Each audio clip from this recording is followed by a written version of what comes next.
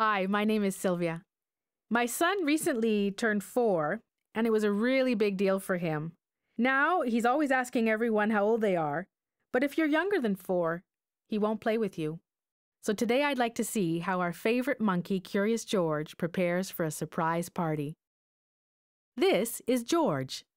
He was a good little monkey and always very curious. Today is a special day, the man with the yellow hat told George at breakfast.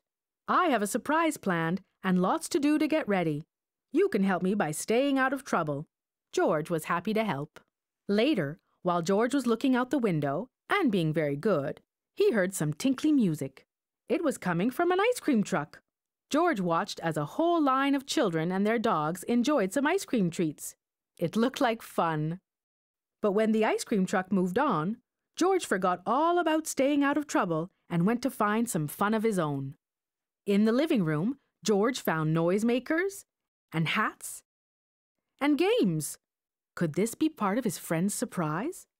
Before George could find out, he spotted some streamers, balloons, and colored tissue. He could not resist. Decorating was easy for a little monkey. Still, George was curious about the surprise. And what was that good smell coming from the kitchen? George followed his nose.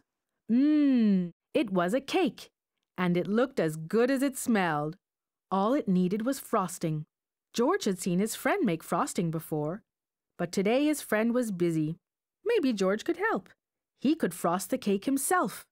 First, George put a bit of this in the mixing bowl.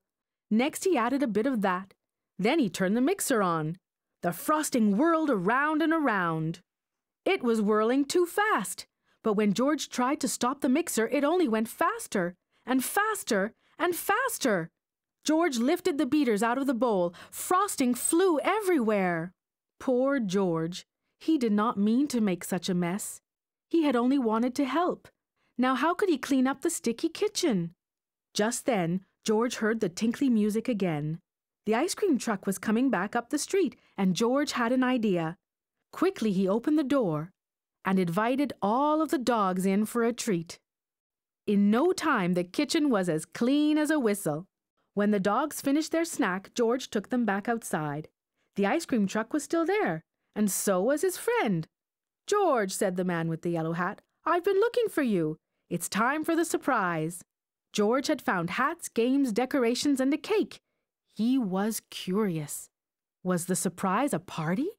Yes, it was a party. George was happy to see all of his friends. They were glad to see George too. "What great decorations," Bill said. "What a lot of presents," said Betsy. "Why don't you play some games with the guests, George?" the man with the yellow hat suggested. "I have one more thing to do."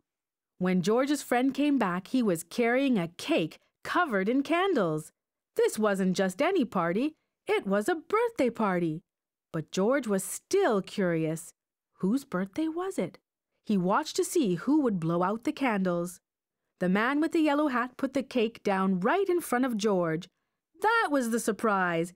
It was George's birthday. The party was for him. Everyone sang happy birthday. Then George took a deep breath and made a wish. "Happy birthday, George."